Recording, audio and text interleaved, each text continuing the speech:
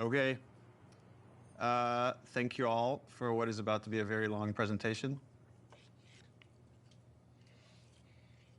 So Anthony and I ran some numbers, and to our best guess, The Last of Us Part 2 is 10 to 30% longer than Last of Us Part 1. However, this is the most detailed story presentation we've ever done. Like, if you think about the presentation for T1, where we kind of talk about the quarantine zone in somewhat detail, even though most of it changed, and then it's like, and here are some things that might happen with Joel and Ellie. They might go into a spore-filled subway tunnel. They might fight some cannibals. At some point, Joel will get incapacitated. This has everything figured out, even though it might change. Every character is accounted for. Every cinematic is accounted for in this presentation, which means it's going to feel twice as long as the first game. So when you freak out, that's normal. That's part of this.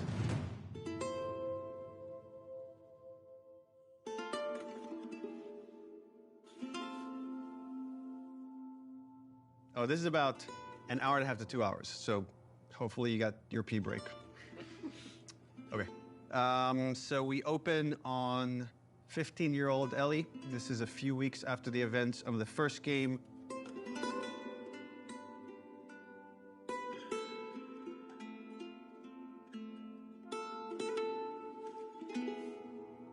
There's a doorway leading down to this basement, and Ellie sees Tommy, and he's just finished climbing out of this basement, and he's hurt bad, and he's rambling about something, needing to go after these people. Ellie's trying to ask him what happened, where's Joel, and he doesn't make any sense to her, and she starts to go downstairs.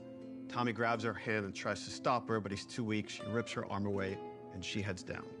And with each step, her heart races faster and faster as she sees this trail of blood.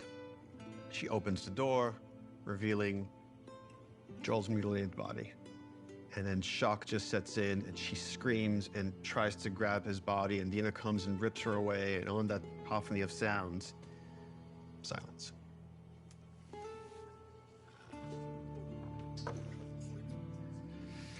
Oh, we're just getting started.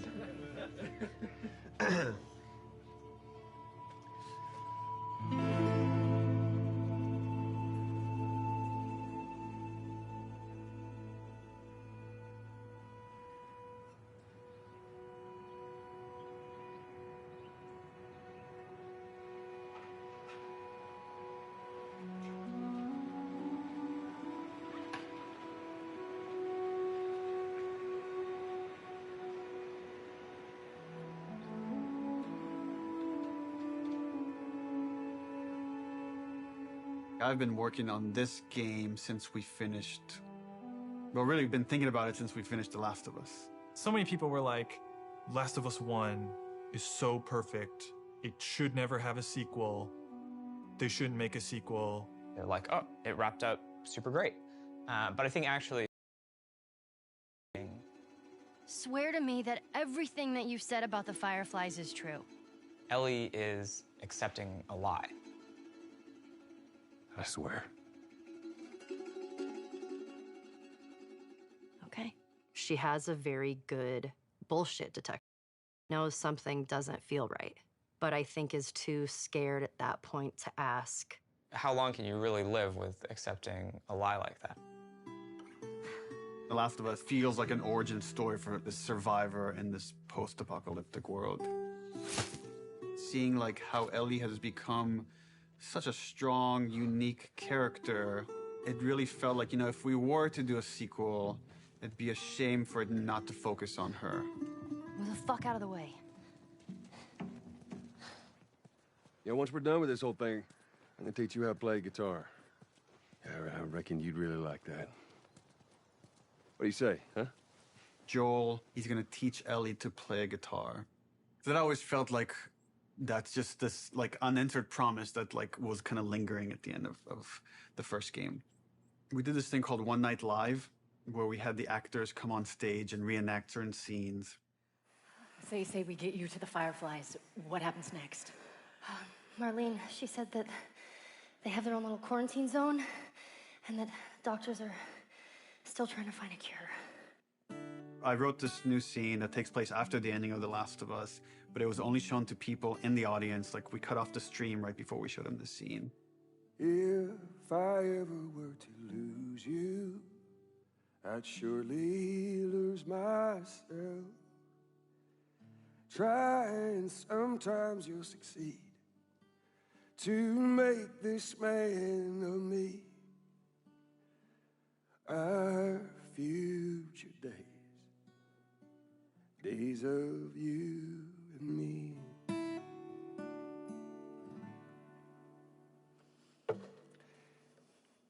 She's yours. No. I don't know the first thing about this. Hey, I promised you I'd teach you how to play. That scene ends with Ellie holding the guitar and playing one note. And that image was so strong in my mind that I'm sure that kind of trickled into this idea of this trailer. So I started working on some concept art, kept fleshing out the story. And as it felt like it was kind of gaining momentum, Uncharted 4 needed all hands on deck. Naughty Dog had always made one game, and as soon as it finishes one game, it works on another. When I started on Uncharted 3, we were starting to experiment then with trying to do 2 teams. After we finished Uncharted 3, I jumped onto Uncharted 4. At some point in time, Uncharted 4 was coming down to the wire, and it's just, we had to shift resources, and pretty much everyone just ended up on Uncharted, trying to finish it up. So I said, okay, before I come on like in full force on Uncharted 4, I just want to capture this trailer.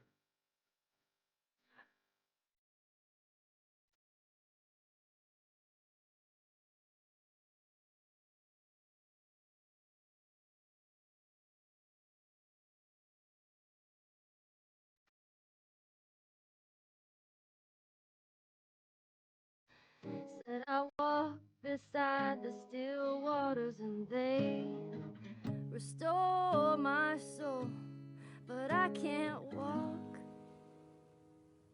on the path of the right, 'cause I'm wrong. During the entire production of Uncharted 4, that's all I could think about. I had a lot of investment in Uncharted 4, but the day we were done with Uncharted 4, I went right back to that trailer to wrap it up. Anything for this shot that's still happening? Not in animation. Of the shadow of death. This one feels kind of strong to me. Drawing a lot of attention. Can we tone that down? Yep. Actually, my biggest fear with this announcement is that it leaks early. More than anything, I have nightmares about this trailer leaking early before we get to PSX.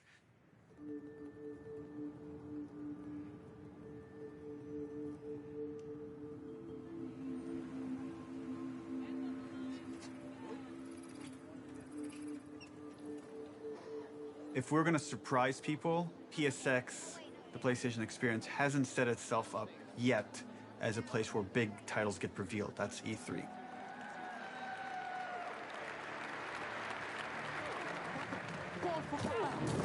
No.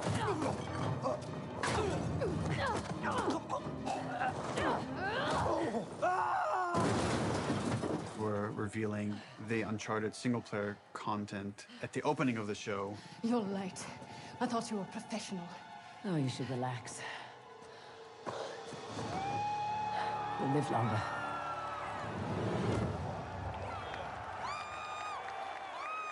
No one's going to expect a second Naughty Dog title to be revealed in the same press conference.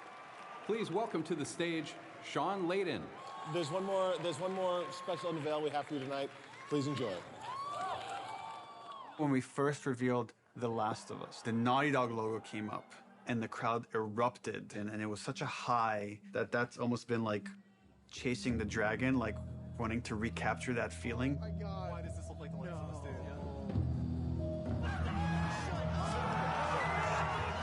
Playing it at this surprising moment, I'm hopeful it will have a similar feel.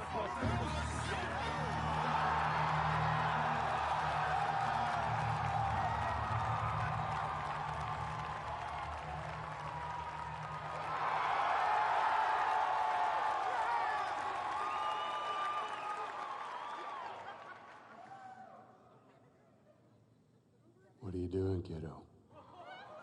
People outside the studio have such an attachment to the first game, and I've definitely seen fears about not wanting to make a sequel because somehow if it's bad, it will tarnish your feeling about the first game. I'm gonna find. And I'm gonna kill. Every last one of them. We're doubling down on those fears and not calling it The Last of Us some subtitle. It's The Last of Us Part 2 to say it's all one story.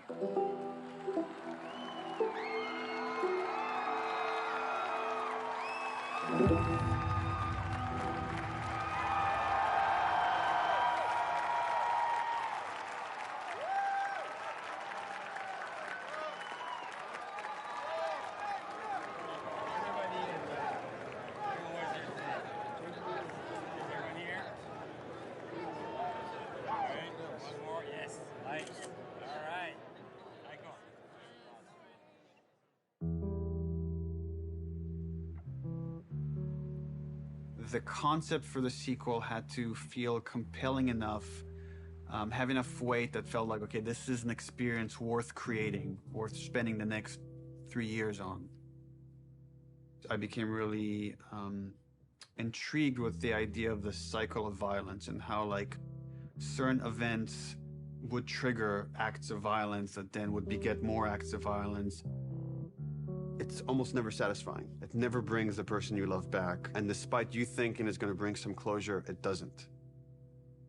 We just need more empathy. Wouldn't it be awesome if we could create an experience that lets you safely explore those feelings? With that theme, all of a sudden everything fell into place and this outline emerged. The whole catalyst for what starts the second game is Joel killing the doctor.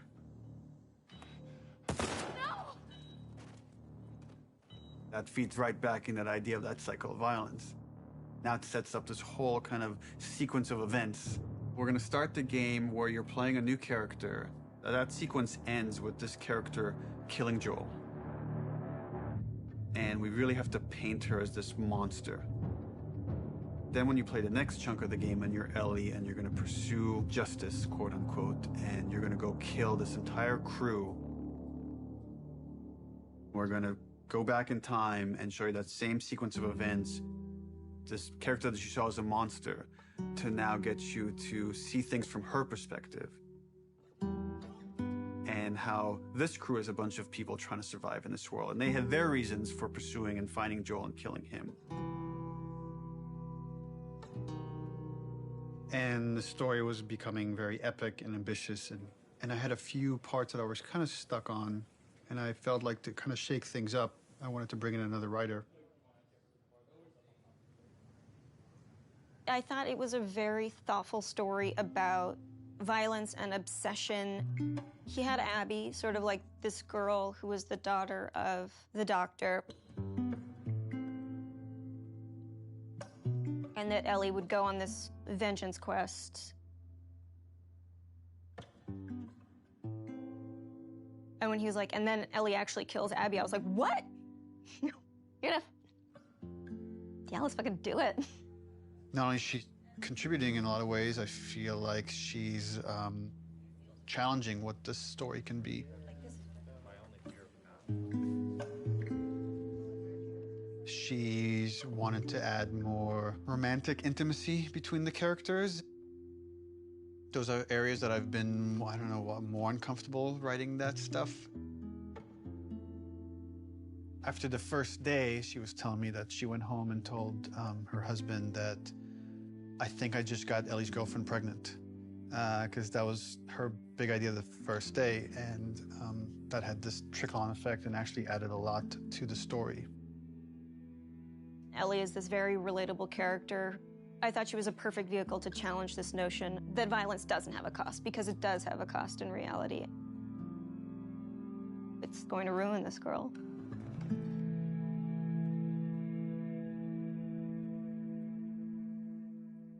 You know, people love Joel and Ellie, and we are about to kill one and make the other one a villain. I was very nervous telling Troy we're going to kill off Joel. In the first game, he was advocating that Joel should die. When I read the ending to part 1, I was like, you're gonna piss a lot of people off. Let me go. Marlene is the closest thing to a parent that Ellie has had outside of Joel. You just come after her. A lot of people got hurt, and Marlene would be one of those people. Joel has crossed these moral lines, and therefore he deserves to die, and he thought it might be a more dramatic ending. And I was like, no, you're crazy. Like, but then in the second game, that's why I was like, thought like, oh, he would take it pretty easily. He goes, so Joel dies. And he's like, so this happens, and then and I literally had to stop. I was like, can you give me just a second? Because it literally was as if someone was telling me about how my friend had just died. I think he kind of took it hard. It was like the character meant so much to him.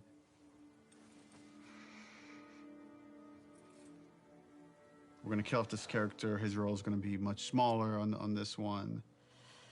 All of a sudden, it was, please don't take this from me yet. Ellie is scared to be alone. Everybody that she's loved up until that point, she's lost them. It's hard to imagine the story without Joel dying. Like, you feel that hate, Ellie feels that hate. You're one-to-one, you're on the stick, and that informs the rest of the story. This way, come on!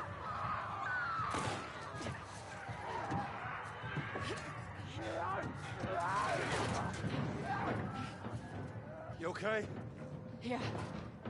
We get you through interactivity to really connect and empathize with this character. Y'all act like you heard of us or something. And then make you feel like, I've led Joel to a trap.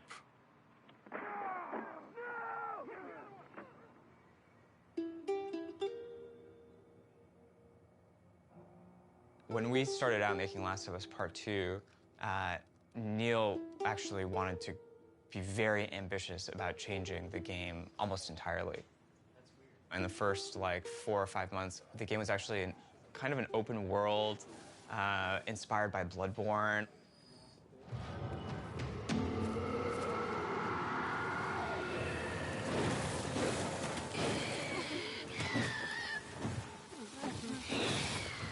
And it was purely melee focused, it was all hand-to-hand combat.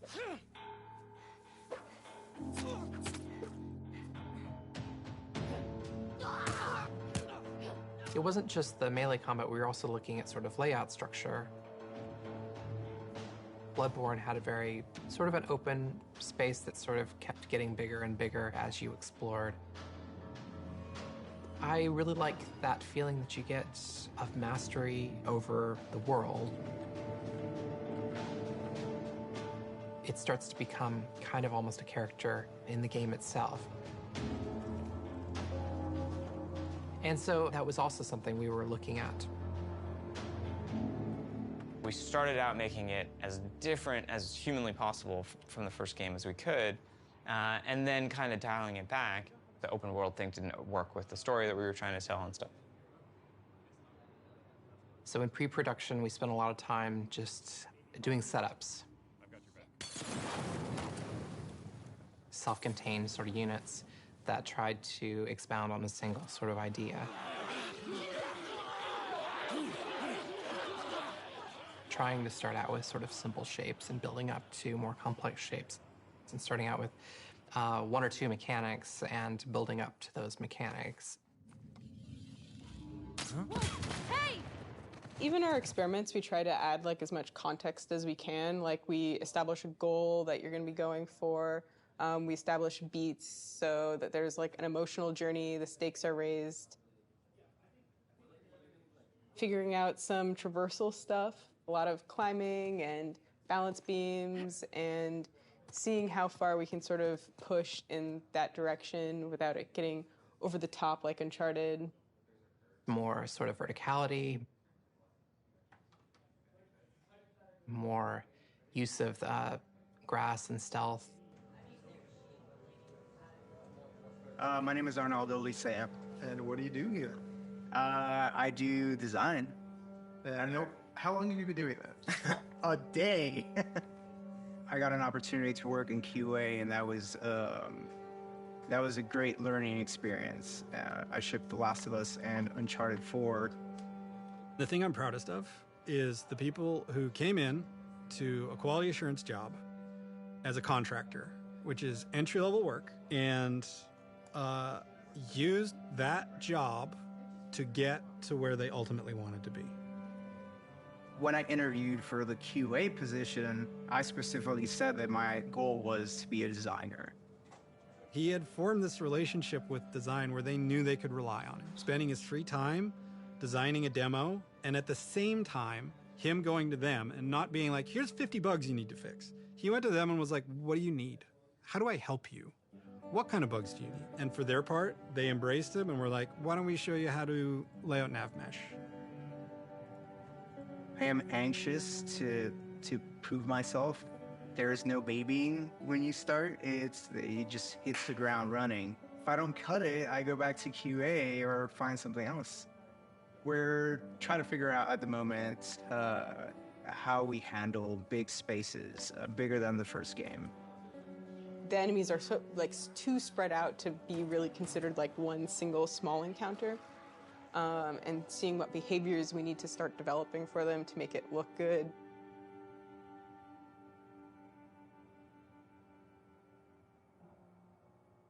The opening of Seattle, that whole section was pretty slow and quite linear in the level design.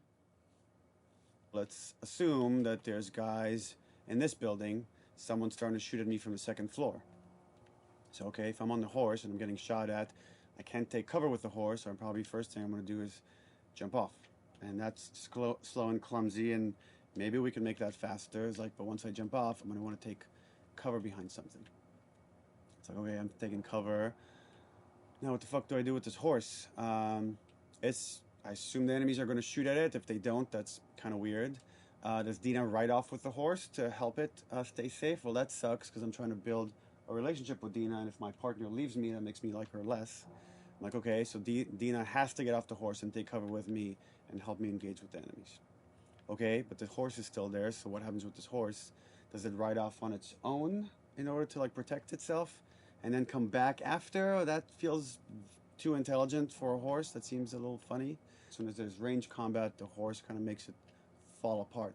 What if we did this whole sequence on foot? How do I approach this building? Imagine this is more dense with cars and ferns and interesting ways for me to close this distance. Maybe when I get close enough, 2 militia guys come out. I have this little firefight with this front before I could rush forward and go into this building, climb up, and take out the sharpshooter that was harassing me. Really simple, small fight.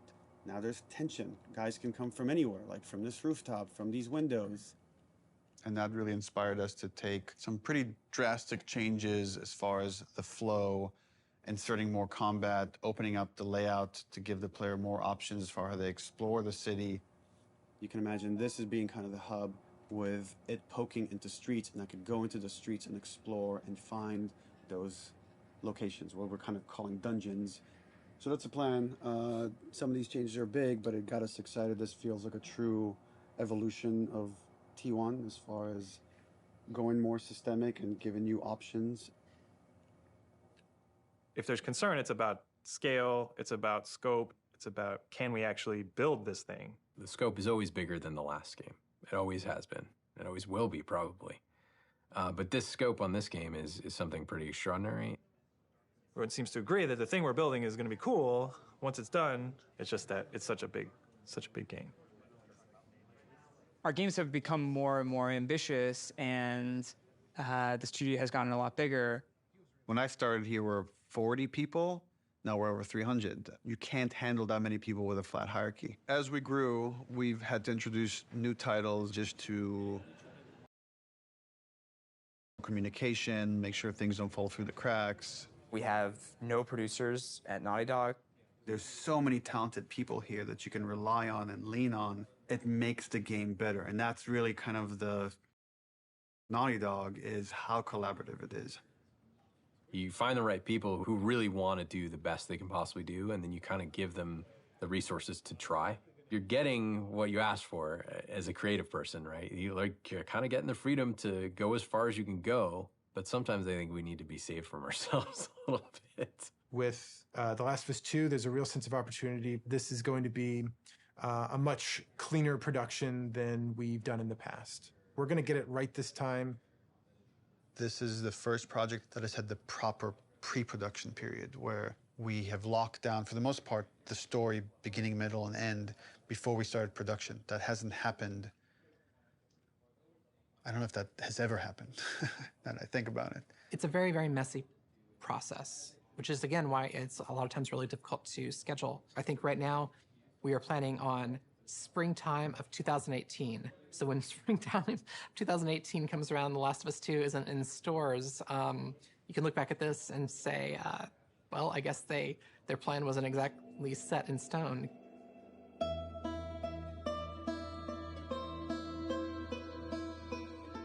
Historically, we've done very poorly at being efficient without the pressure of an external deadline. Every time we have some showing of our games, if it's going to be seen publicly, it's got to be one of the best looking playing things in the industry. For example, the first trailer was coming online, and that forced us to define the look of our game, define the location of where the game takes place, define Ellie's look and her age and her hair and her outfit. We're forced to make those choices. We can't just keep iterating because there's a deadline. We want to try and schedule the game using these milestones as soon as possible. Which means we got to keep the marketing rolling, which means next E3, 6 months away, we need to look at a gameplay demo. E3, it's always been the biggest and most extravagant showing of the game industry. There's something special about the energy of E3. We need to figure out what the gameplay is, because right now it's just we've got a bunch of like cool prototypes and stuff like that, so it's scary, but we work well under pressure. We're hoping to be really aggressive and show at E3 2017 just to really kick the project into gear as fast as humanly possible. We want to break it up into a roughly 2-minute cinematic, a flashback sequence that will set kind of emotional context for what will then go into a 5-minute gameplay sequence.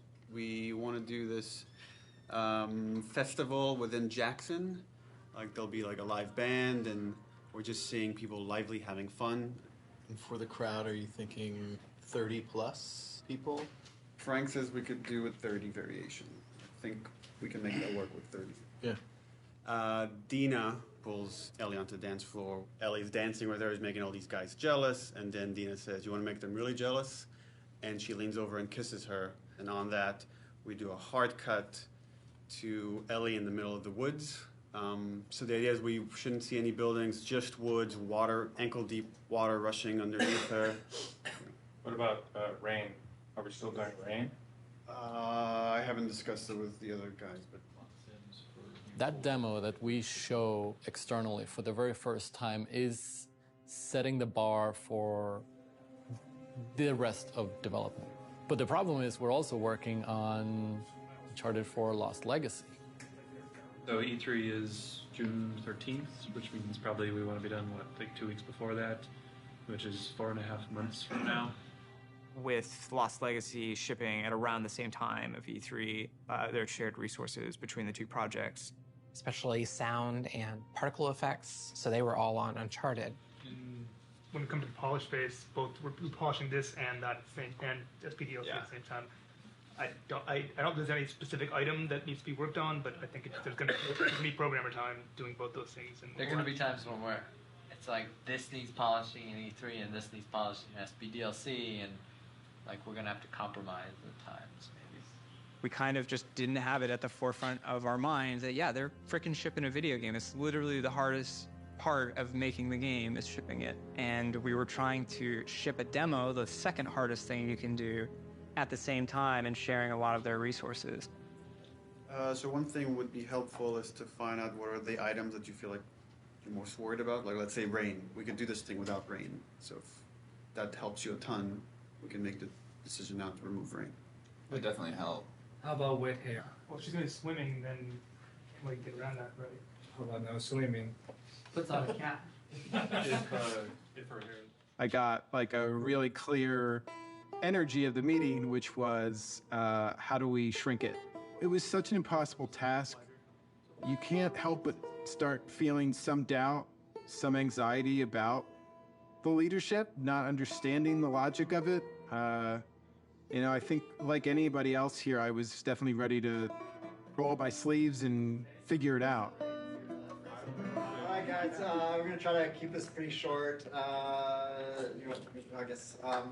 So after yesterday's meeting, there were a lot of side conversations, and there was sort of a sentiment about how much work there was to get not only this demo done to ship the Lost Legacy, and it matched up with feelings that we were having. So we started discussing the responsibility of actually attempting this, and started to feel that it was a little bit irresponsible. That if we were to try to meet both these deadlines, we could probably do it, but we would end up doing a lesser job on both projects, both deadlines, than we would if we were doing them individually. And feels like they're both important enough to give them the due attention.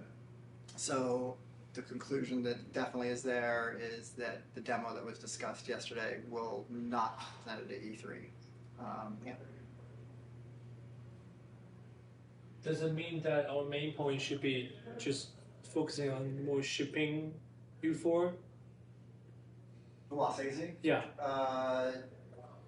Yeah, definitely, but I mean, we'll try to, we don't, like I said, just want to just completely halt work on this and, you know, all hands on deck on Lost Legacy. The idea is still to finish the demo just to give us a buffer so that these two deadlines aren't overlapping. Okay. It's just now we have more time to work on this demo properly without the pressure. Once that meeting happened, it was just like, right, of course. I'm not in the Twilight Zone. It makes sense not to do this. It felt really nice seeing the leadership kind of having the teams back and seeing the logic of the situation in front of them. That's it. Cool. Thanks. Okay, so are you pissed off? Am I pissed off? No. What am I?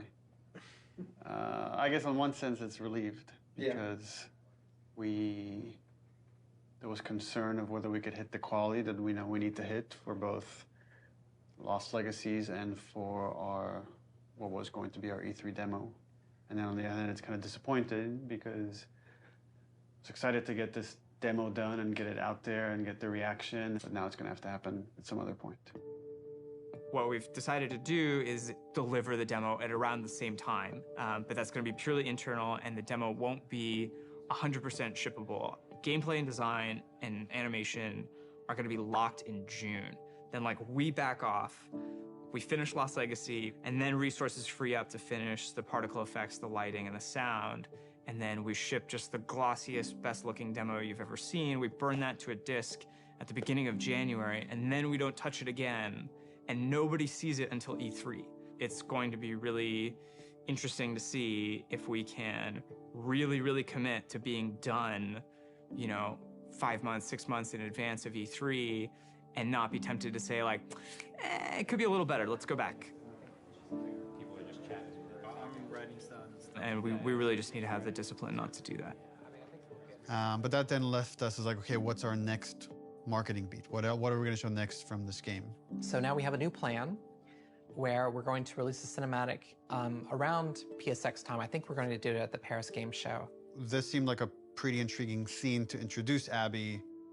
That whole scene is going to be our next marketing beat. And then we're not going to say much about it, about how this fits into the game, where it fits into the game.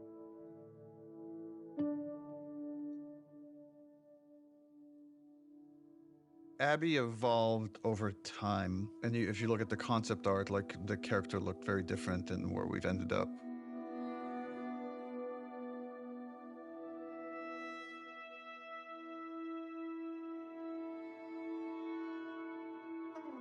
I don't remember at what point we decided to go with someone like really kind of muscular and broad. But I remember once the idea came up, it felt very fresh. Once we sort of nailed down the body of Abby, we played around with different ideas of how we wanted to accentuate her arms or not. And there's something interesting in Abby feeling a lot like Joel.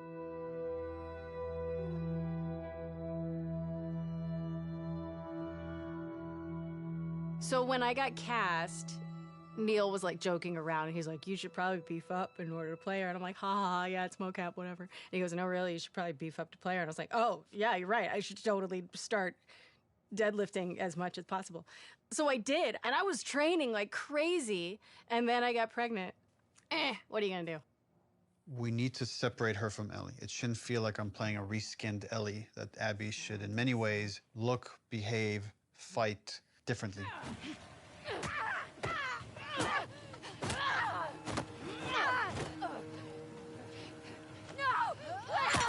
So in gameplay, we've discussed, well, she needs to have different upgrade trees.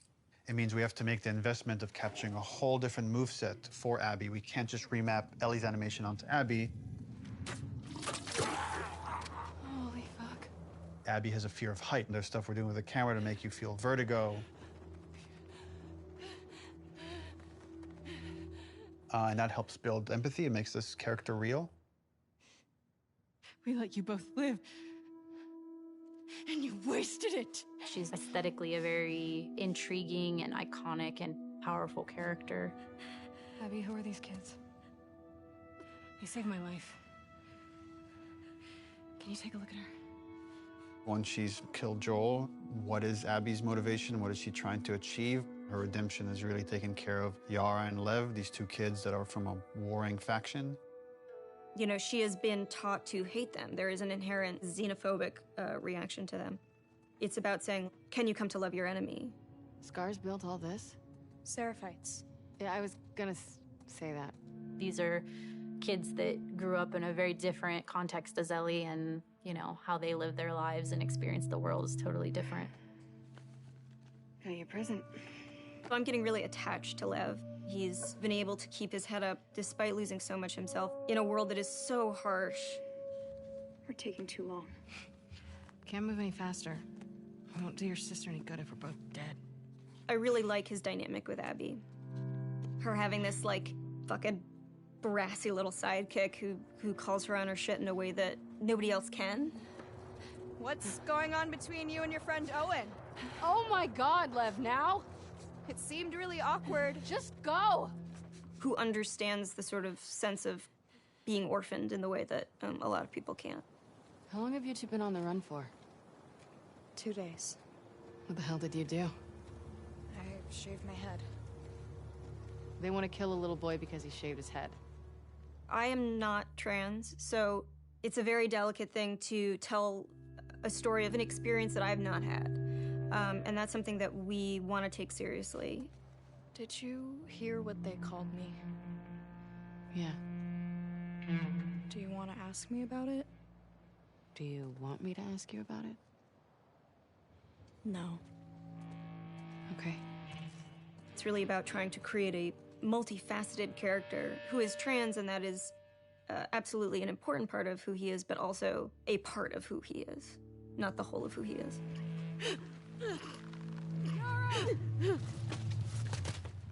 As far as the Paris cutscene, I'm pretty stressed out.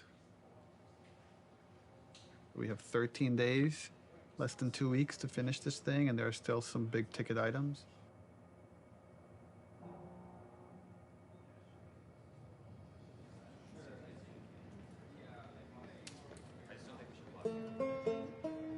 Lost Legacy turned out to be a much bigger project than we originally envisioned, but now that it's done, everyone is now on board. We've got the Greenlight demo done. She's putting on quite the show. It's very real. We're in full production now, so I guess that's the short of it, is we're in full production now.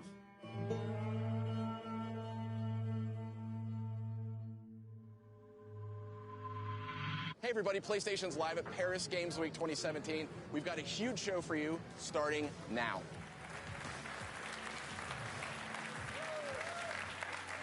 Wow, what a great way to open Paris Games Week. let's have the first in-depth look at a much anticipated and exclusive title. Last of Us 2. Last of Us 2. Please, please. Please be Last of Us 2. Our fans, they want to know every last thing about what's going to be in this game. Is this The Last of Us? Neil has taken the way, he kind of creates an arc or like this sense of drama, this kind of sense of mystery or like dramatic tension, and crazily has brought it to marketing. I view marketing as part of the game. It's very calculated what we put out there and how we want you to connect different marketing assets. When we first released the teaser trailer, too many people right off the bat said Joel is dead. The blown out light really fucked us in a way I don't think any of us saw coming. We actually underestimated our audience a little bit. They're so sophisticated now, so you have to get more sophisticated, like how am I still gonna surprise players and viewers? You start on characters you've never seen before in a world that like could be The Last of Us, could be anything. That creates like a really, really cool sense of tension. At no point are we gonna market that you play as this other character. What is this? Yo, that looks good though. I was so excited about working on it, and I couldn't say anything. It was so rough. Oh, she gonna cut a baby out of her belly? And then Uncharted 4, you find a comic book that shows Ellie's mom pregnant. So people already had theories that Last of Us Part 2 was gonna have Ellie's mom. Oh, if we just kind of black out the letters, she has the same number of letters as Anna, Ellie's mom's name, we'll get people to think this is Ellie's mom. Oh my God. Girl's got a good... That hammer's from the Outbreak poster. So we had that poster with the forearm of a character you've never seen before, with this like kind of wolf's head in the background. What does that mean? Kind of like prompting this mystery. You want people to feel like they figured everything out and then have the story surprise them. Man, if this is The Last of Us 2, bro, I'm gonna go crazy. Oh my God. Last of Us 2? Yes! Yes! Yes, bitch! Yes! I fucking knew it! Everything that we put out there is shaping expectation. And then the final game, hopefully, if we do our job right, should subvert those expectations in an interesting way.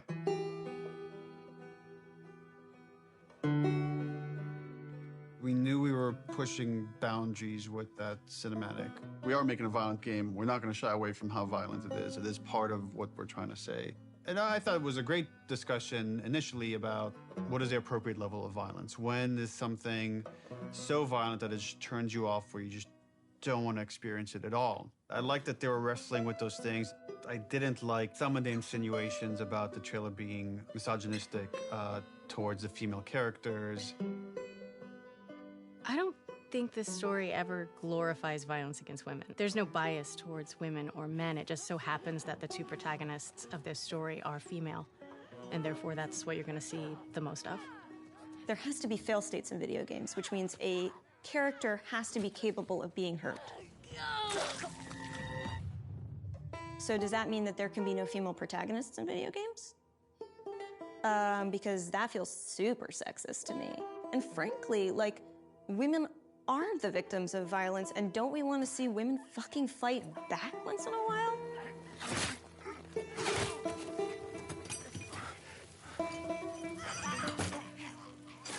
That character, her hand getting hurt, it has consequences for hours of gameplay to come.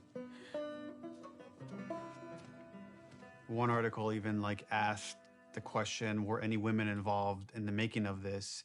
And it's like, yeah, the co-writer, the lead character designer, the lead character artist, all the actresses that worked on that scene. I am so fucking... Here's what I hate about that article. I'm sorry. Do a modicum of fucking research, just a modicum of research, just like a little bit, before you put something out there to suggest that no woman could have worked on this because of the level of violence, because there was violence against women, because it is a video game. is so fucking sexist. I like watching graphic violence. Does that make me less female? Like, I like having a conversation about what power is. Does that make me less fucking female? I like working at a video game. I like playing video games. Does that make me less fucking female? Like, suck a dick. Don't put that in. I can't. I can't. Neil's gonna say put it in, but don't. I also don't represent all women, but I represent, like, I can represent this and say, I fucking wrote this. I wrote this. Like, I literally wrote the sentence, and then Yara eviscerates eviscerates his esophagus from his throat. I wrote that sentence. That is in the script, and I fucking stand by it. I'm afraid of being turned into a token rather than the truth, which is like, we're being thoughtful about the female narrative. These characters are more than just their vaginas. If you want to have a serious debate about feminism and feminism in video games and female depiction of violence, and you need to not see it as a binary conversation. It is an incredibly nuanced conversation. You cannot make blanket statements, and you cannot make presumptions. Fucking do your homework.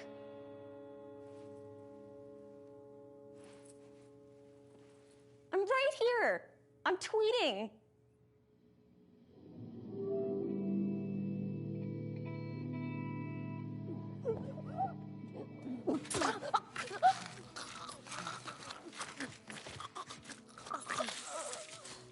The tone of the violence in the game has always been important to portray as realistically as possible. Our job outside of just drawing up concepts is really pushing our reference pipeline to make sure that the character artists are getting the most realistic examples of whatever they're working on. We can't find certain things, so we make the reference ourselves. Simulating brain on wall. 1, 2, 3. How does that drip fall down? What does canvas look like when it's soaked in blood? Ooh. Splashing blood on them, dripping blood on them. Nice. We put down some wet mud, pooled blood onto it to see how blood would react to a wet dirt surface. So there's like little pieces of grass and like twigs and things that carry through, like there's actually movement following the edge. One of the animators got a piece of lamb and we stuck it in Yara's shirt sleeve and hit it with a hammer. Here we go.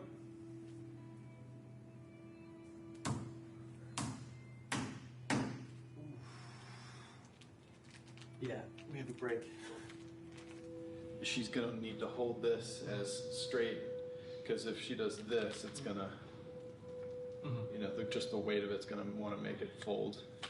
So I'm trying to keep it as straight as possible.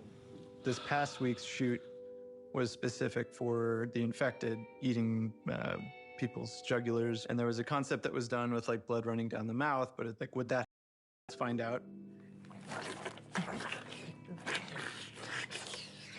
I got on the ground and pretended to eat away at like a bloody soaked rag that we made.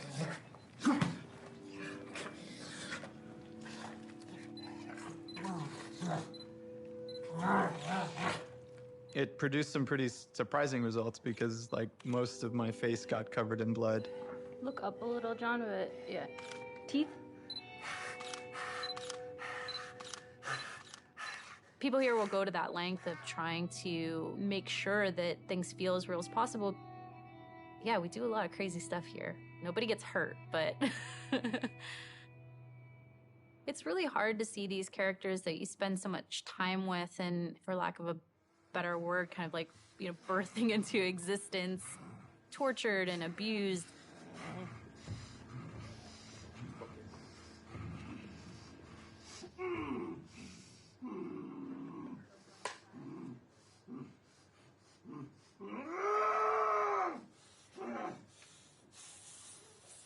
We're shooting the Joel death scene, which is like the catalyst, the opening of the game. This scene has all of Abby's crew. It's a complicated scene because it's the most actors we've ever had in a single shot. Y'all act like you heard of us or something. It's because they have. Or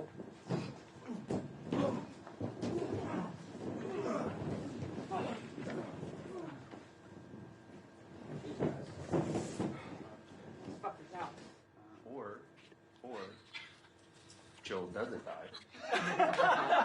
Just me out. Now that you got that. Well, that's yeah. The minor line So change. then what happens is Yeah, all of us become friends. Knowing what was going to happen and knowing how it was going to happen, I got very fearful. There's so much weight to this scene. This scene has to be right. It's really difficult to reshoot it if we need to. Within the first game, having to call Troy and Hannah back to reshoot Sarah's death was very, very, very difficult for me. The last time I tried to do a big emotional scene, Don't do this. Please don't do this. Don't do this. Don't do this. Don't do this. Please, God, no. Oh, God, no.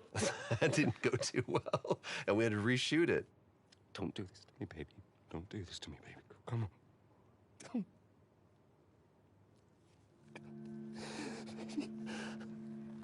How the hell am I going to play this? Like, how are we going to do this? I don't know if I can do this. I don't know if I have the chops. Am I going to put Laura through this? Because I know how hard it's going to be on her.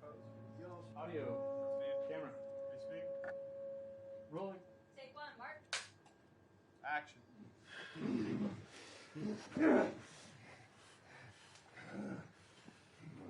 Joel Miller.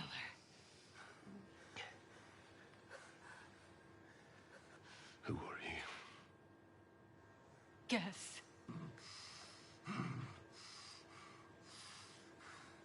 Why don't you just get out whatever speech you rehearsed? Get this over with.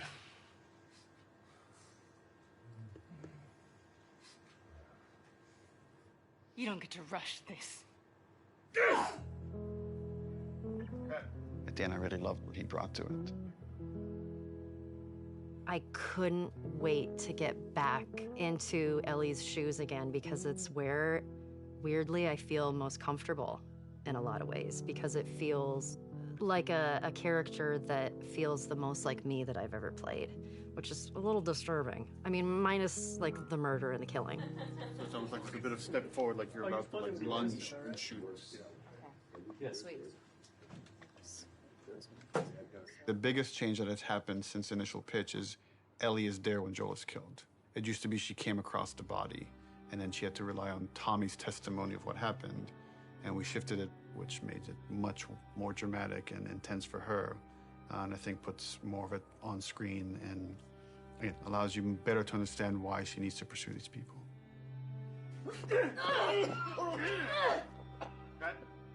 The hardest part for me was looking over at Ashley.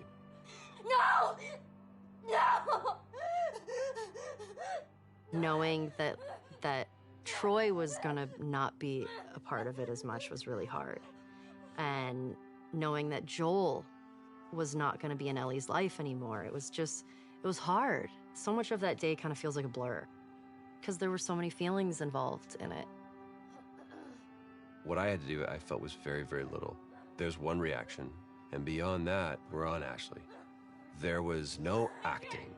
There was pure, raw emotion. I'm staring in the face of that. Joel!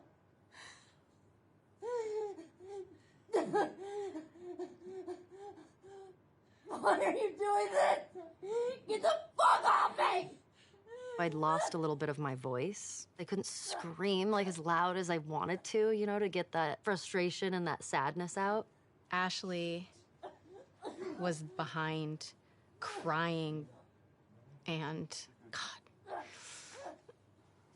And knowing Abby was taking this away from her was very difficult. And so I was crying when we were filming that scene.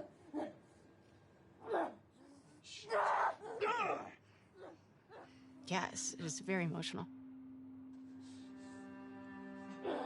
You want what I want, right? End it. Now. Wait, please stop! No! No! Joel! Joel! No!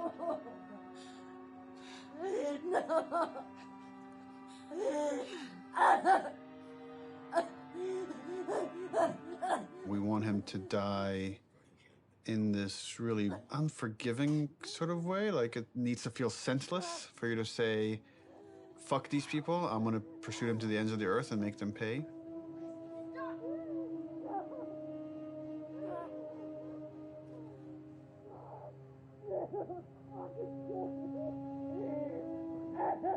If the scene doesn't work with what we captured on the stage, almost nothing we do in post is gonna make it work. Joe will take a pass at the scene, and I'll give kind of high-level notes. But he's doing it without animated cameras, without character models, without environment. And so it's a bit of a guessing game to see if this will work. So I like the concept. I felt like there was a lot of repetition and it felt long. Once like Joel's head gets smashed, I don't want a close-up look of him. Okay. And I wonder if we could do like the smash from the back of his head. Yeah, I'd want So it. just like it'd be like a black shape and you see like a silhouette change and like blood starts pouring out, but I don't focus on it. Like I don't see the details. Mm-hmm. When the club comes down and it's just like she's screaming, I feel like we could just take all their audio out and like music could take over. And again, we're trying to build more rage than sadness. That's going to really set up our journey. Okay. I'll come back and there'll be another version of the scene. Okay, play. Joel, fucking get up! Please stop! Please don't pursue. Joel, please stop! No! No! No!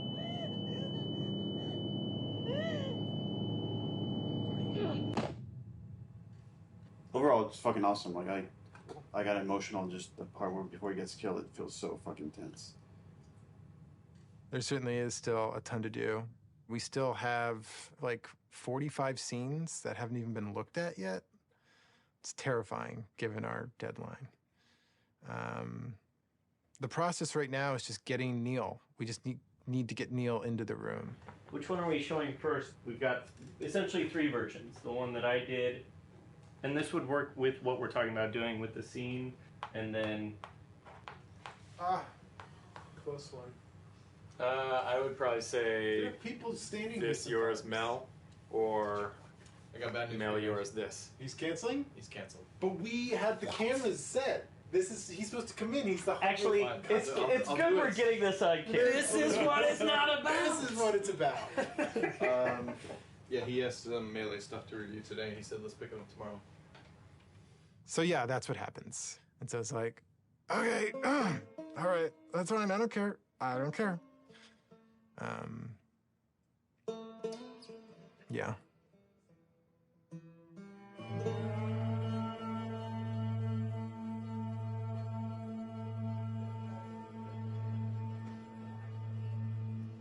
I get called up to Neil's office one day.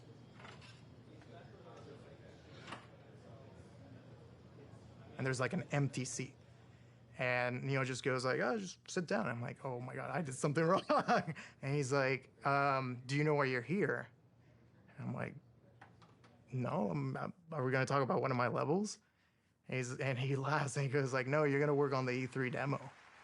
It's always been a dream of mine, working on an E3 demo, seeing it on stage. Is this a joke? Like, am I getting pranked right now? So speaking of E3 demos, remember way back when you guys said you were going to lock that content and then not touch it? How's that go? Well, and then we ship just the glossiest, best-looking demo you've ever seen. We burn that to a disc at the beginning of January, and then we don't touch it again, and nobody sees it until E3. Well, I think we knew at the time that we weren't going to not touch it. It's going to be really interesting to see if we can really, really commit to being done and not be tempted to say like, it could be a little better, let's go back. Because the game's been making progress for, the 10 months or something since we locked that demo down. A lot of advances have been made, a lot of new ideas, new mechanics, and we really just need to have the discipline not to do that. Honestly, it feels like we are addicted to being late. Okay, we're starting. I don't know exactly what we're gonna do today other than come up with a really long list. We're trying to limit it to an hour, so we'll be done at 4 no matter where we're at. Looking at the cinematics first. Because we did it so early and had a rough version of it a year in advance, we got a bit complacent.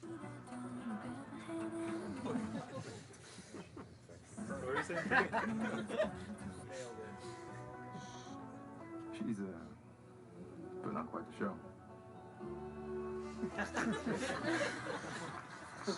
Sure is. Where are we on getting physics on these strands? We are working on it. So for next time? For next time? Yes, absolutely. We didn't scramble to figure out what it is we're going to show. We had the structure of like the festival going into this fight in the woods in Seattle. But it was harder to build the momentum we usually have. And I think that panic just wakes everybody up, and felt like it took us a bit longer to get there this time. So then you go in as if to kill this guy, see somebody over there. Oh, breaks 50% of the time, but use your imagination.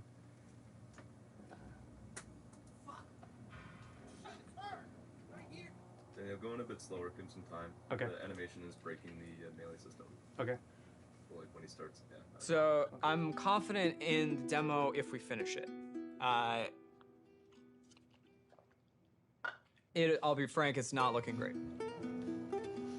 All right, this is totally broken. For next week, let's make sure it's all there so we could actually review it. Yep. Okay, thanks, everyone. I feel like this demo is cursed.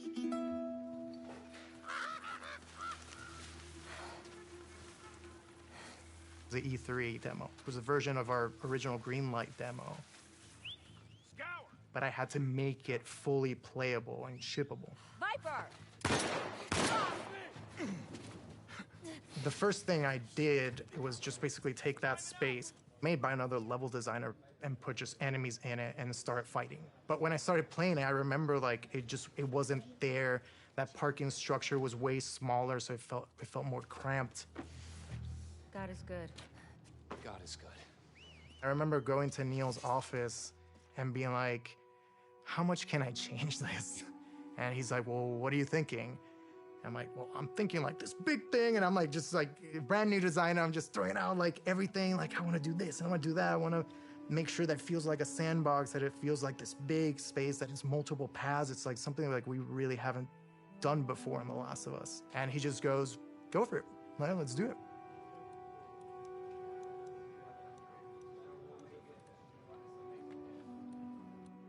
We picked a location in Seattle that essentially is probably the hardest lighting scenario we would have to pull off in the game. I wanted to get the overcast look nailed because so much of the game's dependent on that. How do we pull off this look? Can we pull off this look? Everything felt a little muted, and we were losing kind of that next-gen quality of our engine. Like for a second, we actually turned the sun on in the demo. But we lost the mood of that overcast kind of blue look. That moment was really rough for me. Just felt like years of my life that potentially would have just been like wasted on this pipe dream of a look. Well, we were struggling, like last summer, it was like a fine balancing act. Is this whole thing just gonna crumble? Like, is the whole direction like now gonna have to change for the game, not just this demo? Have I steered this company wrong? Took some really big iterations and tried some crazy ideas, and we came up with kind of a hack. We talked with the programmers and found a few settings that actually gave us exactly what we wanted. It was really like one thing. We faked the sunlight within this kind of ambient look so we could get some directionality of the lighting. That it was like, oh, if we do this one thing, it actually got us the look we wanted. So like, I'm glad that happened. For this game, there was a major push to make a new volumetric fog system. It's not just like a kind of an overlay on top of the screen. That's why it's called volumetric. You feel the volume of it. It's gonna be a little bit thicker near the ground, right? Because there, you know, and you will see grass kind of getting through it. Fog also allows you to see the light. Fog adds atmosphere. Atmosphere brings everything together. Now with this game, we did add recently some new tech that allows us to make some of the water drips more dynamic, meaning that if you have a car, you will see a water, follow the glass, follow the hood, and then from the bumper, you're gonna start seeing dynamic droplets. So that was really cool. And then we can now actually also use this technology to drive blood. Now we can have blood dripping and we have water dripping. The water trail can pick up where is it bloody. And if it's bloody, it can change its own color and start dripping more red. And on top of it, we also clear out the blood. So what you will see is you will see bloody area, you will see water trails going down, and you will see the water trails washing out the blood and picking up the redness and going down. Really, really cool. In the E3 demo, we do want to show our next-gen animation system.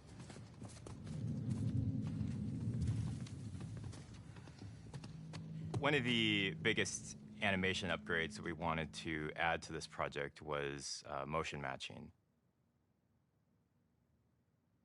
The way that it works is it takes a pool of animation data and it picks the most appropriate clip to blend together and create just very fluid and organic movement. We want these characters to just feel grounded and believable in the world, properly shifting their weight and moving the way a real human would.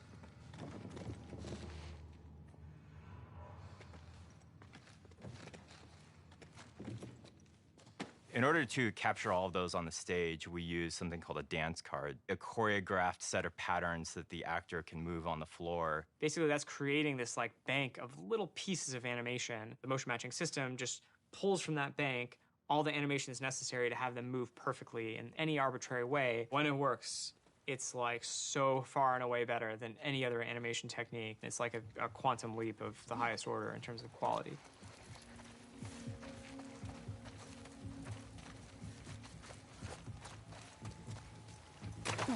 Any one mechanic is not maybe anything you haven't seen before. It's the combination of how it all comes together, the way it works with the animation system. The new stuff we're talking about is like, oh, you can be in grass. She went into the grass. Watch yourself. Like one of the biggest things we do in the demo is jump a gap. It's tough to be like, oh crap, you can jump, you know, like it's like, but it's new to our game. We have to have the best prone mechanic of all time. Yeah, no one's ever seen when I aim in prone and she actually like rolls up on her back and aims like this. Like it can never clip through geometry. Being able to rotate 360 in all directions. It can never like do a janky thing when she's reloading while doing it or aiming in water. It was like an IK thing that would like lift her chest and head up, and then it gets too deep. Now we're in a special prone underwater moveset thing.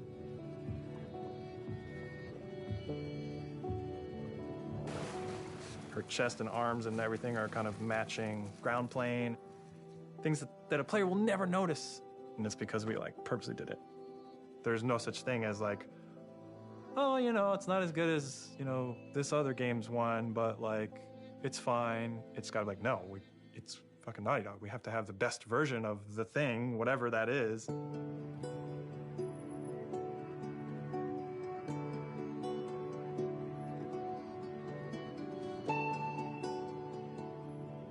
E3 overall was amazing. The press conference was in a very different venue. They usually have them in like these big auditoriums. And this was kind of like, almost like a pop-up.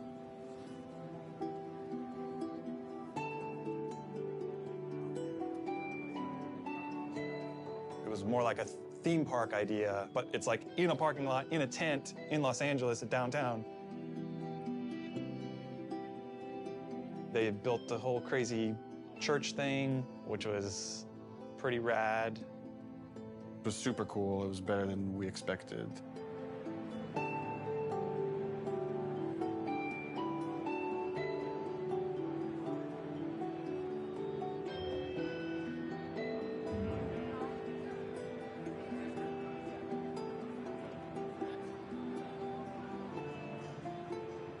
could feel like the tension of people trying to figure out, what is this press conference? What's going on? What game are they going to show here?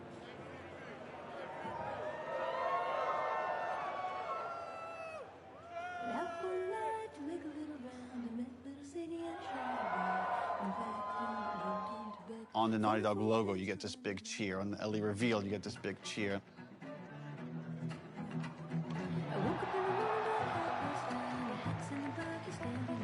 Every moment that we've constructed and planned, like, meticulously for really a year now, hit the way we wanted it to hit. Maybe they're jealous of you. I'm just a girl, not a threat. I think they should be terrified of me.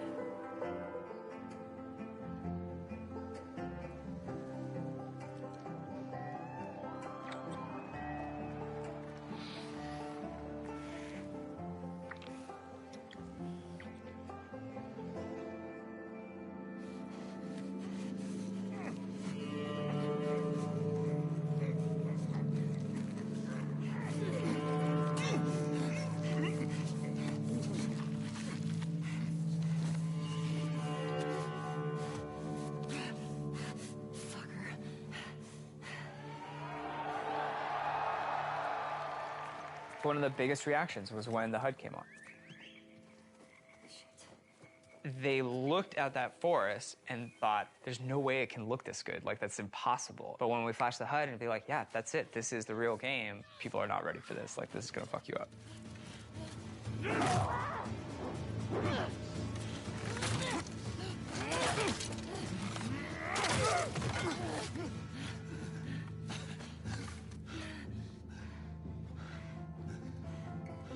See, I told you.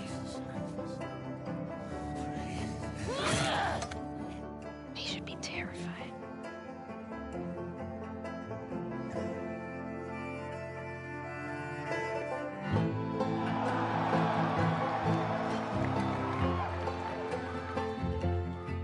It was electric. My skin was like tingling the whole time. Like, as soon as it's done playing, I'm like on my phone. And it was wild. It was wild to see it just everywhere. See it on YouTube, see people commenting on it.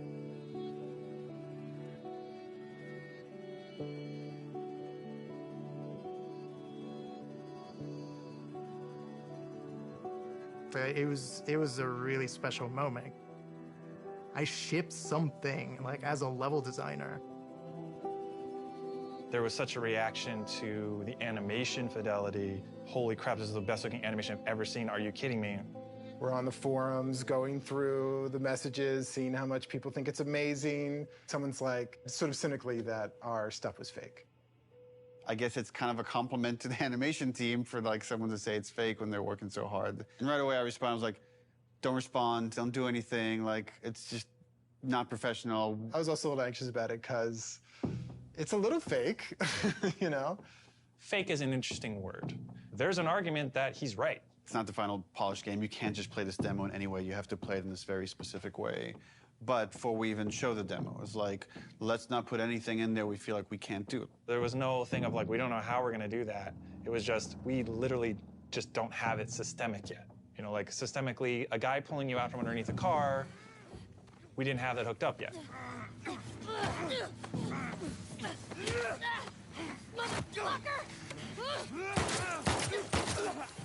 Now we have it hooked up in the game. It's her! Arthur! All over soon.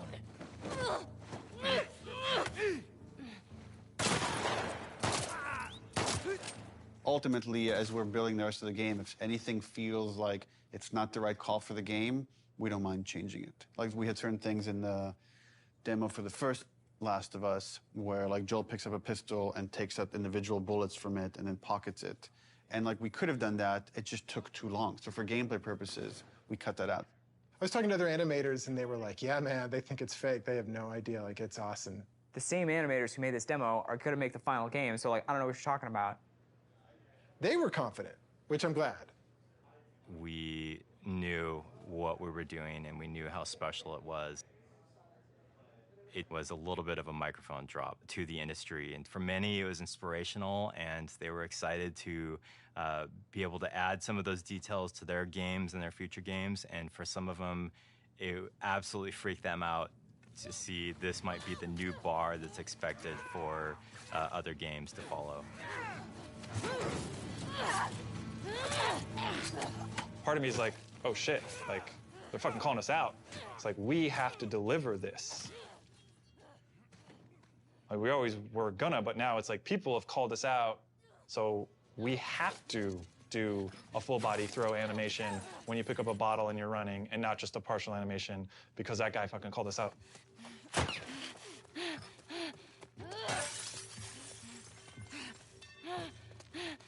The real challenge is making the whole game look as good as this one controlled situation. We come out of E3 and hopefully we've set the standard for this, what the rest of the game needs to feel like.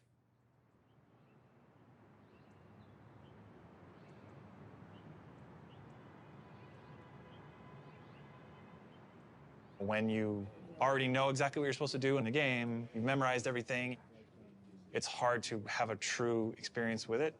You have to bring in people from the outside to play it fresh.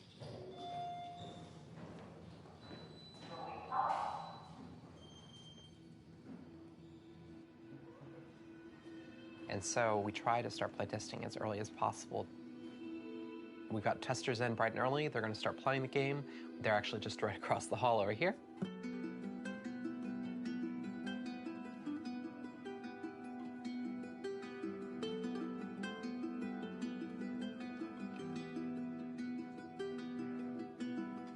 It is a fire drill.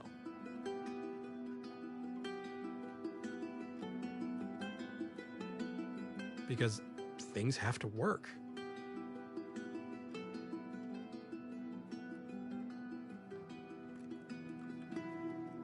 So I'm currently watching the 10 people that we have in at the moment focus testing. We've got all of their screens up, so I can kind of watch all of them at the same time, generally keep track of any kind of recurring patterns or how long people generally take in certain areas. They do things we haven't thought of. And it really shows us where our holes are. It's like, maybe I should change this. Maybe I should try that. This player's pretty lost, trying to figure out this puzzle here, and they're trying to jump on a truck.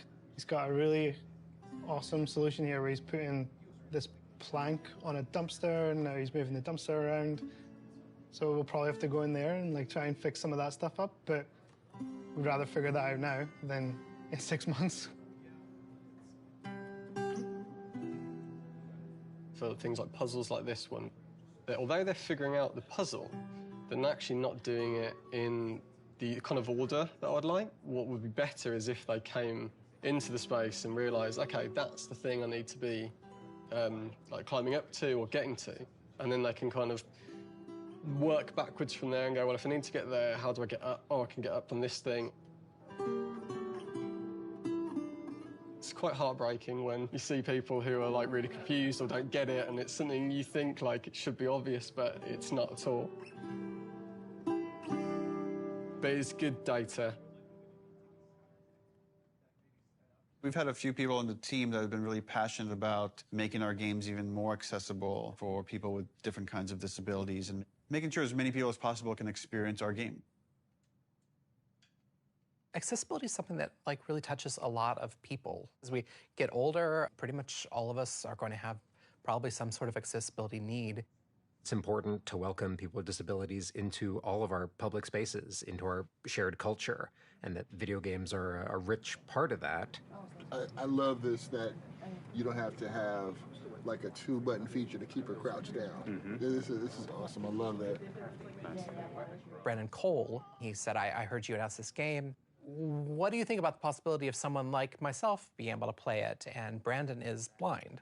I hadn't really thought about that before. I don't even know if that's even possible, but I want to try because that sounds interesting. If you click on the L3 button, it turns the screen and the character towards your next objective. So you're able to sort of instantly sort of flip. It was very much inspired by the talk you gave last time you were here. I figured. Hopefully That's a beautiful thing. We had this feature that let you navigate along the golden path. And we also had this other feature. You could like put out this sonar pulse and you'd hear where all the items and enemies were located. But Brandon was playing that and it was like, this navigation feature is great, but I don't want to just follow the golden path. I want to navigate to other things. It kind of occurred to us like, oh, we can combine these two features. We can let you scan for items and then navigate to that item. This gives you more room if you do it this way for different types of sounds for different types of items. You know what I'm saying? Yeah. Different sound for ammo, different sound for parts, different sound for explosive, different sound for keys. Or you, Craftable and collectible. Yes, yes, exactly. Right on. But since we want to hunt for secrets, just like anyone else, you're also going to want to know that, hey, there's something way over there. Players with disabilities still want to have challenge. It's not about just making an easy mode. So what happened there was an auto vault. So you pressed into a wall and it automatically vaulted. I feel happy about this. This is an example of actually the good part of the studio culture, which is self-empowered, that I think allowed us to do this crazy thing, this thing that, you know, I couldn't tell you if it makes business sense to some degree, but it was something we were passionate about and interested in. It was a way we saw we could make the game better. It was something we saw we could like push the frontiers of, and we went with it. Studio leadership was supportive of us, but this really was like a bottom-up kind of initiative. Yeah, absolutely. And I think that early success really helped to build momentum for the rest of the project. Shielding everybody from the cost, from the budget of these decisions helps them focus on their discipline. Don't worry about money, worry about making the best game possible. Trust that there are people at the top that are looking at the budget and considering that. At a certain point in the project, we start offering dinners to the team. And it's kind of like an acknowledgement of like, okay, there's a lot of hard work to get it done.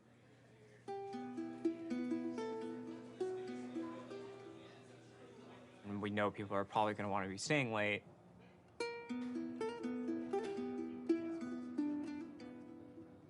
Now we are crunching. This is crunch.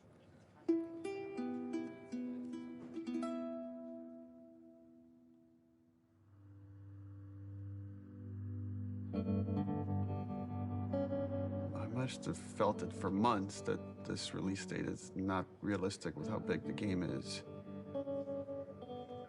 People were asking us, is this a real date? Because it's not feeling like a real date anymore, so we felt like we had to react pretty soon.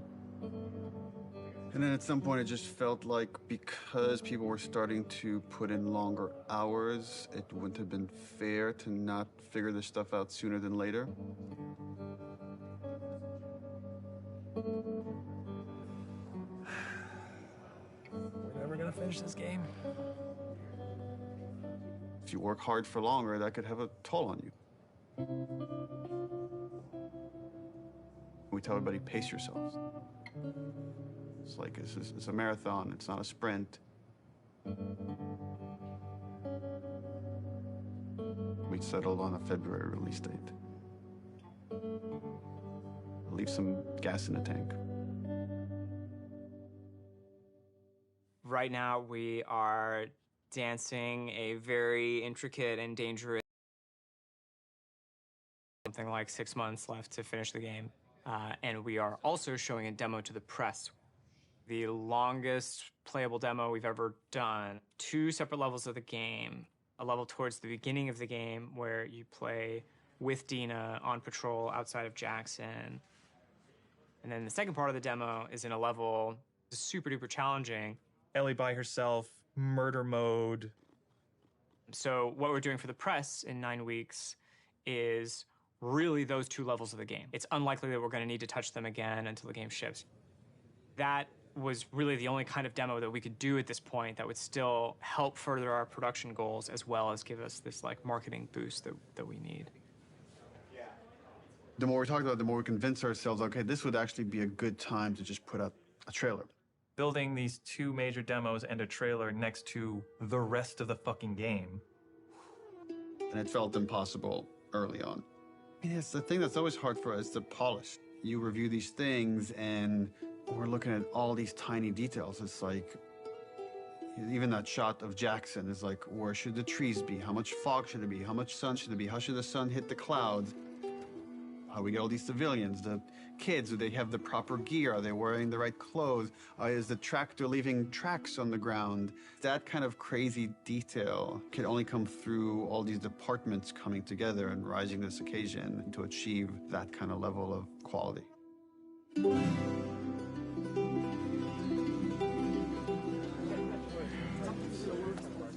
We wanted to show the team the final trailer. Before we show you the trailer, just to say thank you to everyone, where we jumped from doing a 3-hour demo to this trailer where we had almost nothing, and it's like pretty amazing what we can do when we all come together. In fact, it's so amazing you can forget, and I've been here for a long time and I can forget. So to remind you, and maybe reignite some of that panic, we're going to show you 2 trailers. One from exactly a month ago, and one from about an hour ago when we wrapped up the trailer. So enjoy.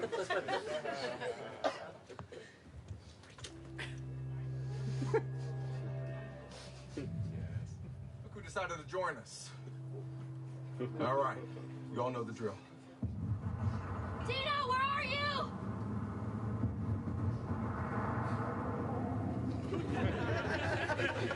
You think I'd let you do this on your own?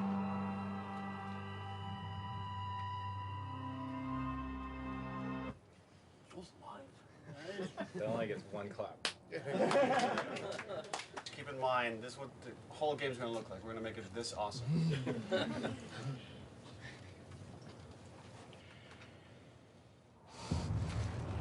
You can't stop this. This was a good reminder. Look, when we come together, when we rise to the occasion, when we do this thing that people outside the studio talk about, like this Naughty Dog magic, this is what it looks like.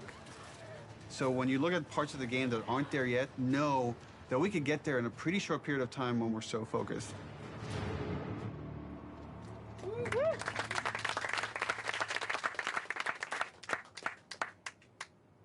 The date was the scariest part of it. We got the trailer done. We'll talk to you.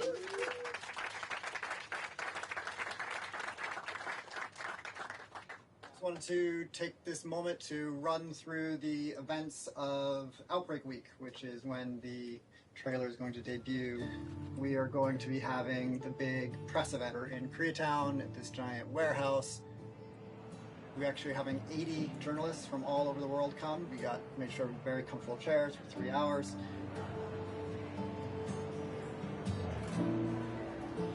Outbreak Day is the day the outbreak happened in the United States in 2013. In real life, we celebrate September 26th as Last of Us Day.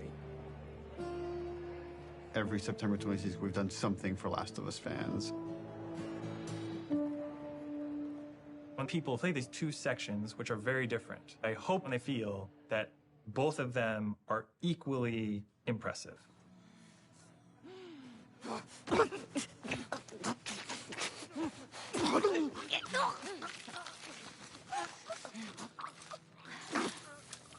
When you play that first demo, you're like, that was incredible.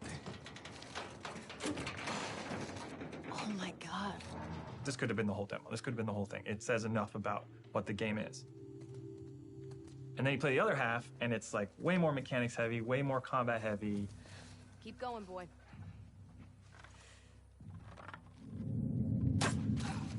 There. In the highest level of how Naughty Dog is perceived as a company, it's that we're story first and mechanics second. A lot of it is, I think, proving to the press and proving to people that, yes, we can do both. I want people to walk away and say, this is the best controlling, this is the best feeling third-person shooter. It's on the level of the best action stealth games you've ever played.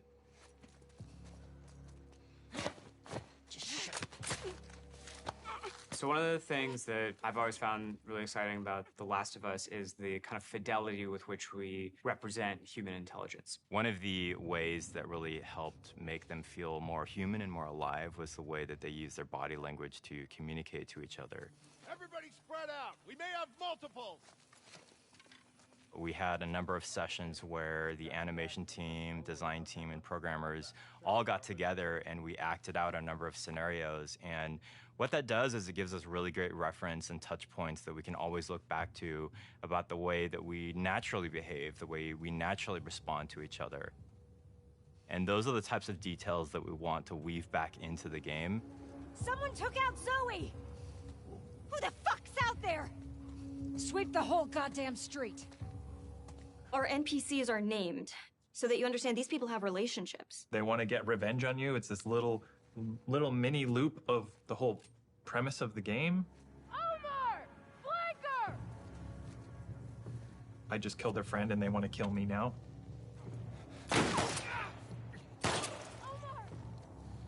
There's a cost. You killed that person. His friend now feels a loss. You know, his dog is now alone.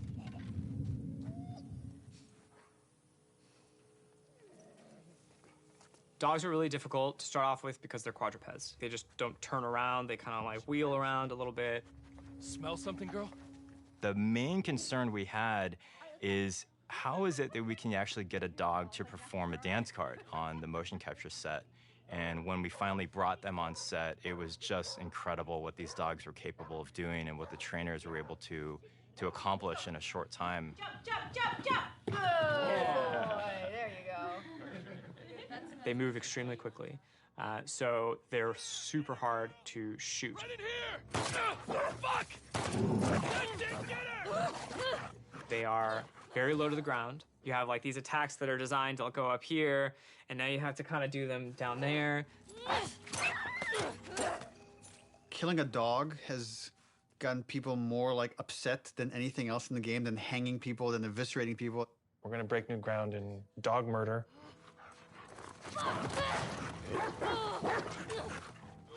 We had like a new scripter start like 2 months ago.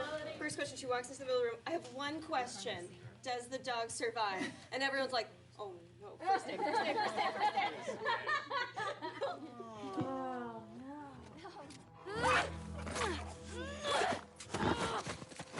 Oh, So we killed it, and then you have to love it knowing that it's already dead.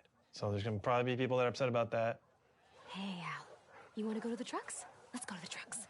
With the notable exception of Alice, we took great pains to ensure that every combat encounter that you fight against a dog, you do not have to kill any of them. It's more palatable to kill people because they're all there because they choose to be there, but all of these dogs were trained to do this exact thing, and so you're killing an innocent creature. The fuck's that? Fuck! Ah! Got you. That feeling of discomfort, it's exactly what we're trying to explore with The Last of Us. Ironically, making them more realistic makes people feel more okay about killing them. We had like kind of a goofy art prototype. We had like just a very rough dog. We found that goofy dog that had no fur, people felt really bad about killing that dog. Like when you would shoot them, they would fall over dead and like give one last whine as their like dying breath and stuff. So we just really tried to like tone down the pitiability of all the dogs and stuff.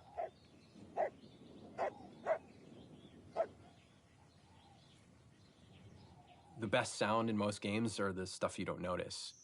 The Foley in the game is extremely detailed.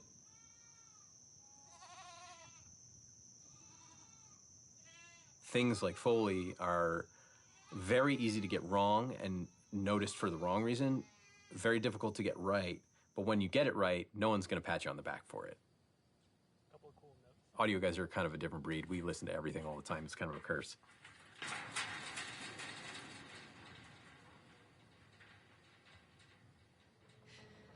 Our ability to use pre-recorded assets from a library that's like commercially available has been diminished almost entirely because we have very specific needs.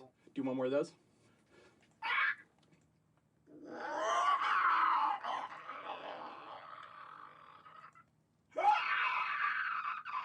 We're trying to take what we did in the first game and bring it to another level of detail.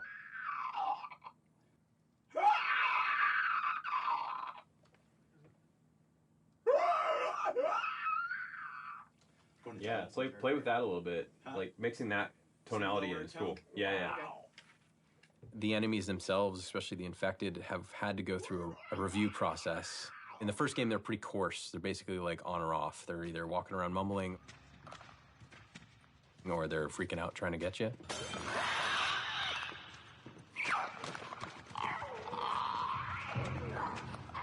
And so now we've developed sort of this like murmuration breath system that allows them to have a much more natural flow between being agitated and not.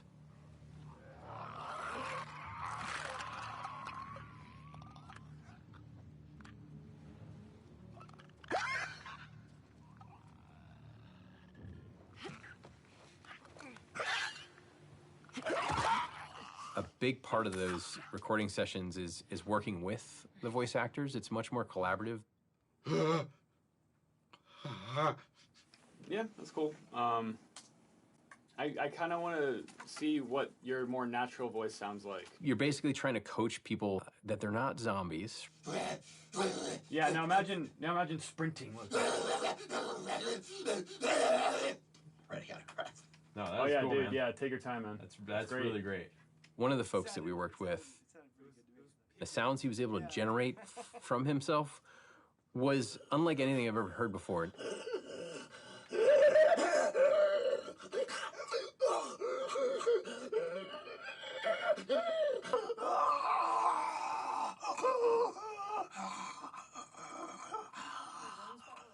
Gnarly sounding roars and breaths and wheezes and really interesting stuff that I've never heard come out of a person ever.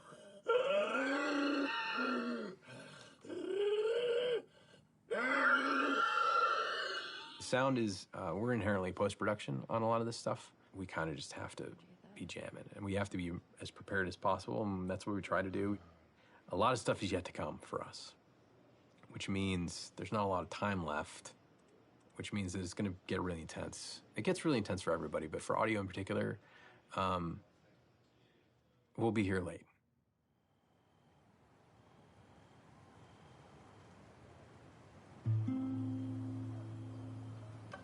I think that, I don't know if it's the whole studio, but I know I'm definitely feeling very tired right now. I'm feeling a little burned out. I'm realizing that I can't crunch like I used to. I can't put everything I have into these games as much as I was able to when I first got here. It's pretty unanimous that this game is really big, where it's bigger than we'd like it to be. The Last of Us Part 1 is small compared to this game. My argument, make the game small again. I don't even call them small.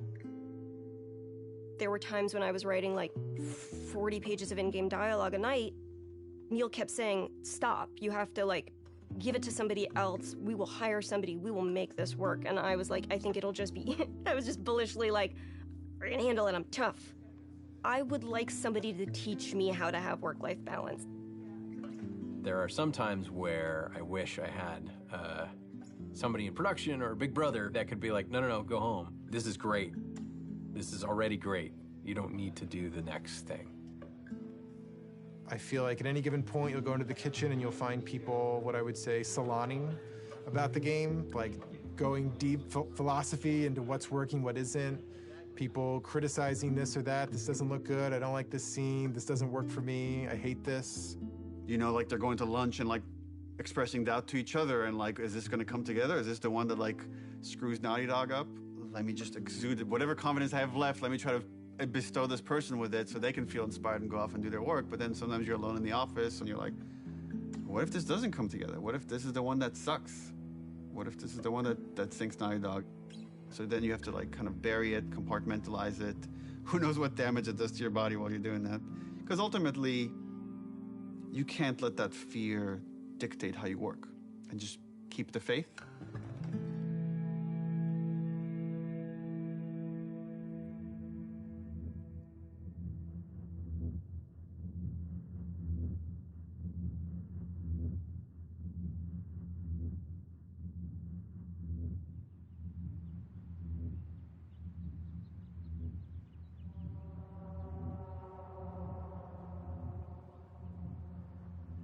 The game was just about done, was content complete.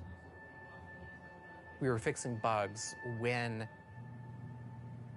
there's these like rumblings of this pandemic happening. Like, I remember when this COVID shit hit, and we're like, bro, really? Like, for real pandemic? You know, at first it feels like, oh, this is nothing we need to worry about. And then all of a sudden you do have to worry about it. And like, are people gonna want to play a game that takes place in a pandemic when there's a real pandemic? We had never worked from home, ever. Naughty Dog was actually strictly against working from home.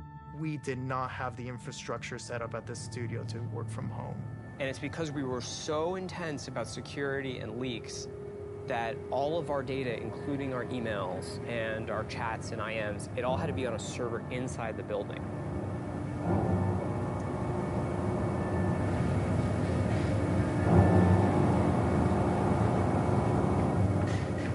We were like air-gapped from the outside world. The operations team, the IT team, our engineering team, they all had to coordinate in a very short period of time to get us working from home. We don't even know when the game can come out. Sony was like, we don't know if we can physically ship this product with like the supply chain and stuff. We had to come out and say, the game can come out on this date, and we don't even know when it will come out. It's delayed indefinitely. So a lot of our most hardcore fans are angry with us. Around the same exact time, we started having these leaks. We're like, we didn't put out this video. Like, where is this coming from? It's a video from one of our reviews, so you could hear the notes, and people that can't attend the meeting can watch it after the fact. We store all these videos on our server. Did it come from the inside? Someone with a Naughty Dog? My first thought was, this isn't like a developer leaking this, isn't it? This isn't someone on the team. It's this person in the Netherlands downloaded terabytes of videos through a back door in the server. And then this is where we made a fatal error. Let's close this back door. And then this person put out everything. A video goes up on YouTube, and I don't remember what the first video was, but it was something relatively benign. But they weren't like super important scenes. You know, they were like little clips, and it was like, okay, that's a little weird. What is that? All out of order and stuff. And I was like, oh, that's bad. And you kind of wanted to just say, stop, wait, don't watch it. Like, you're gonna ruin things for yourself. There's YouTubers I've watched for years, and they're making entire videos, and the title is like, fuck Naughty Dog. And fuck The Last of Us Part 2. There's just all this negativity and no positivity because no one has played the game. They just have these videos out of context and all these rumors mixed with them. Abby is playable. They thought Abby was trans because she has muscles. Here's the ending if they kill Ellie. And then it just turned into this whole political thing. Oh, Naughty Dog's they're doing this political shit. And then I get this text from Evan. They just posted Joel's death. And my heart sinks. I can't even describe this feeling. It's just this like dread. It's almost like you just heard someone you care about died. I don't know, that's the closest I could come to. I thought Troy would be looking at that and be like, you see, you were wrong. He said, do you think we did the right thing? And I said, I don't know, Neil. I haven't played the game yet. I was livid. I was real angry. I'm bombarded with hundreds of negative comments, death threats, anti-Semitic comments. It's putting me in a deep depression. There's some stupid stuff that's like, you're a feminazi, you're whatever, shit like that. But it's like, some stuff was really like, you know, disturbing. The hatred, I think that was behind it. I was sad. Like, there were a lot of days where I would just cry. Every time I went online, it was just, that's all I saw was death threats and threats of violence. And the worst of it, the really like hardcore death threats got passed along, and they, you know, made sure that they weren't anyone that like lived close by. Yeah,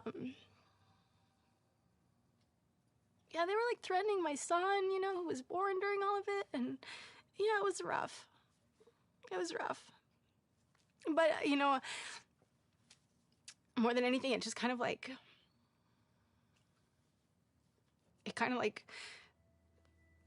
taught me to kind of keep a distance, you know?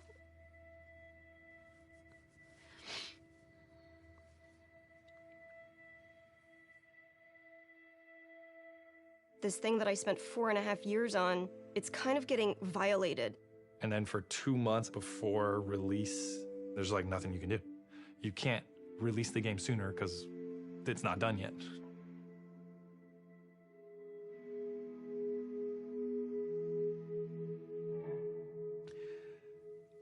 And that was the lowest point in my life. I'm working on the game towards the end at home by myself, feeling very alone. And I said, who am I doing this for? Like, why, it's too much. And I barely squeaked by. And then we were able to finish it. And, we sent it to reviewers, and reviews are through the roof.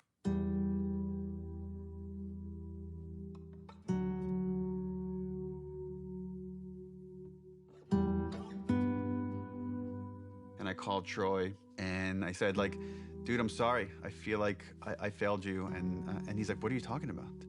And I'm like, yeah, I just know how some people talk. He's like, oh, dude, I don't care. I played the game and I love it. And I got really emotional. I was like, I realized how much I care about Troy caring about the game. And that was a huge sense of relief. There's not a single aspect of the game, part 2, that I would change.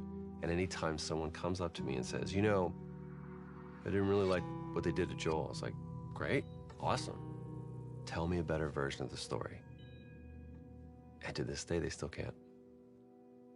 It was a traumatic experience for myself and many people on the team, and the kind of hate we got because of those leaks will stay with me forever. And I can't even describe how angry I was of what the damage this person did to us. I want them punished in every sort of way. I wanted this to be this villain. And this person is like, in their 20s or whatever. They live with their parents. And it's a fan.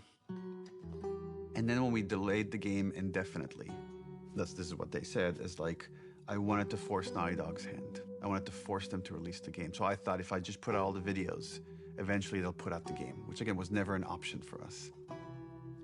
And I remember sitting there, sitting in my anger, and then slowing down and just saying, okay, if anybody should take the lesson from Last of Us Part 2, it should probably be us. Just let it go.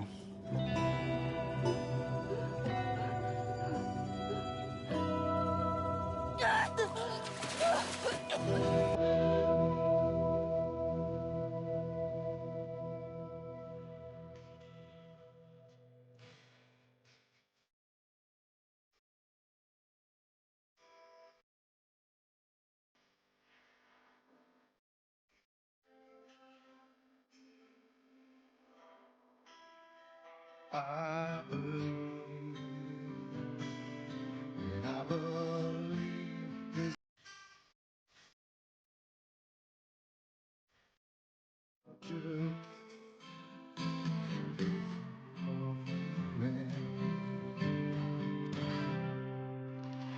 We got Eddie Vedder to play Future Days for the Game Awards. I'm a huge Pearl Jam fan.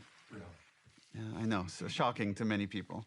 What a fascinating way to tell a story. It's just getting better and better all the time. And I really appreciate the way that Future Days was used, especially bringing Joel and Ellie together, connecting through music.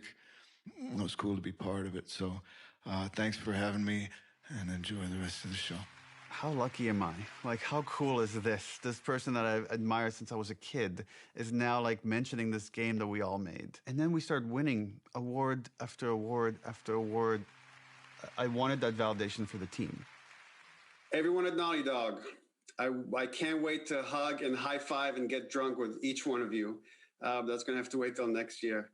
And more than anything, and I know that I speak for the whole team when I say this, we'd like to thank our friends and family that stood by us and supported us throughout us making this game. You inspire us not only to make better, more meaningful games, but to improve how we make games.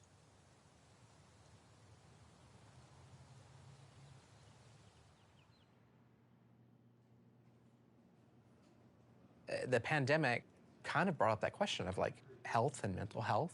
Are we developers that are going to stay at the studio and have full careers. How do we make this sustainable? I chuckle in retrospect, just how absurd the failure of trying to alleviate crunch was. If you have great processes and you're super organized, that doesn't fix crunch. What that does is it allows you to make a bigger game. We read the postmortem feedback for The Last of Us 2, and it was really, really upsetting to see what coworkers had gone through. So we were highly motivated to try to figure out how to fix it. Everything about our workflows were already being upended with remote work and everything. So it's like, okay, well, yeah, we got to do this now. And we knew that to make the real changes we did, it would take the entire studio working together. We now have the goal for Naughty Dog to eliminate crunch. The only thing that fixes crunch, the only thing, is just deciding that you're not going to crunch. When we onboard people, we tell them, we have a reputation as a studio for crunching, and it's something we don't want. And it's something we're not going to do anymore. First, we had to do, what is crunch? Let's define it. Because when you just look at hours, that turned out to be too simplistic. It's a multitude of factors. It's not just like one thing. It's not just, oh, because of this is what's causing crunch. It's literally like so many of these little things. How do we make sure no one at Naughty Dog burns out? Every couple of months, we send out a 90-second questionnaire that goes, are you worried about your workload? Are you worried about having to work overtime? If you feel like I'm overburdened with work, you have to tell somebody. We used to, as a studio, when we were getting close to shipping a game, bring in dinners for the whole studio.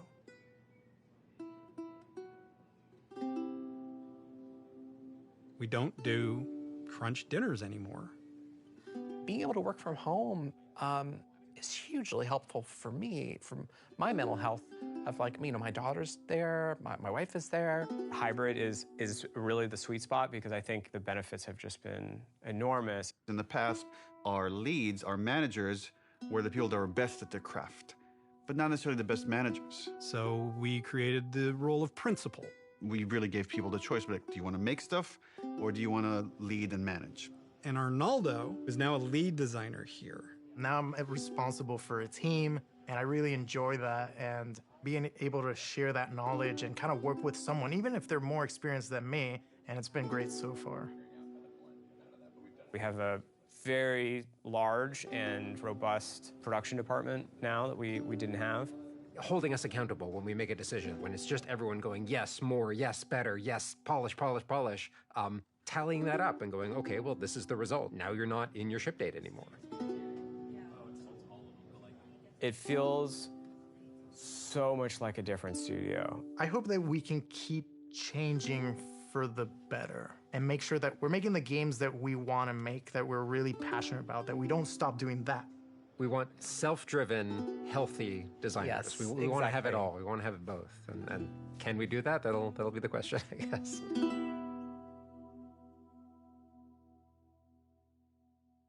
The HBO's thing has been a wild ride.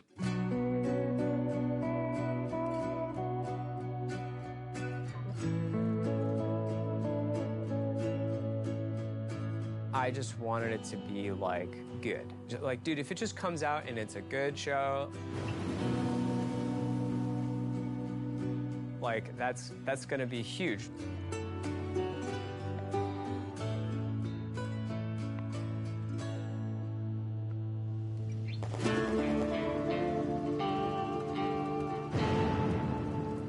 I'm sure it will be very different when I actually see Abby being portrayed. That will be so weird. I can't imagine what Ashley and Troy must be feeling. Specifically because Ellie is a part of my heart. In some ways, it was really hard. I feel like Bella was the only person who could play her. Because I feel like she is Ellie. There's a part of me that's weirdly protective of her. I remember when Neil told me, we found Joel. I was like, he wasn't missing.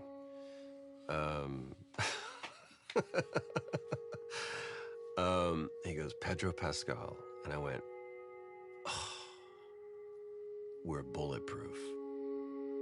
It felt like Craig and Neil together saw that this was a story about humanity, and they made it a story about humanity. We got Frank. Who knew that was waiting? Craig's screaming from the sidelines going, I did. When Neil and Craig asked me to play Ellie's mother, Anna, it made me so happy. And I'm crying, so it doesn't seem like it, but it was symbolic in so many ways to me. Being able to sort of bring Ellie into the world, be the first one to fight for her.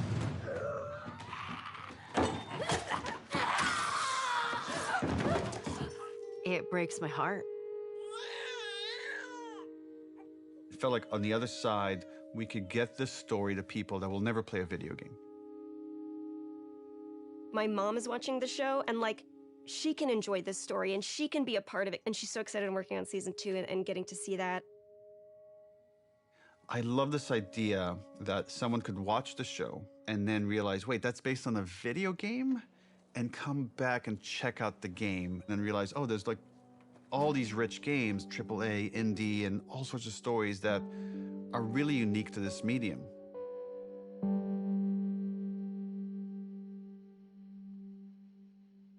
I did some other interview where someone asked me about The Last of Us and would there be any more stories or something. And I mentioned, like, you know, we have written a story that takes place after Last of Us 2 that stars Tommy.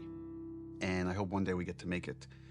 And the headlines across the industry were like, Naughty Dog has outlined Last of Us Part 3. And that's actually wrong. It was always a small story. It was never like a full title. At the time, we had higher priorities at Naughty Dog was like to fix our pipeline, to fix work-life balance issues. Just based on where we were, I didn't want to prioritize this story, so that story was shelved. And I still believe one day it will see the light of day. I don't know if it'll be a game or a show, TBD. First game had such a clean concept of like the unconditional love a parent feels for their child. The second one, once we landed on this idea of the pursuit of justice at any cost, justice for the ones you love, it felt like, oh, there's a clean concept here, and there's a through line from the first game about love. If we never get to do it again, this is a fine ending point. And right, last bite of the apple, the story's done. The great thing about working at Naughty Dog is that we don't have to. It's always like, we would love another Last of Us, but if you guys feel like are passionate about something else, we'll support this other thing. Very privileged position to be in. I never take that for granted. I've been just thinking about, okay, is there a concept there? And for now years, I haven't been able to find that concept. But recently that's changed. And I don't have a story, but I do have that concept that to me is as exciting as 1, as exciting as 2, is its own thing, and yet has this through line for all 3. So it does feel like there's probably one more chapter to the story.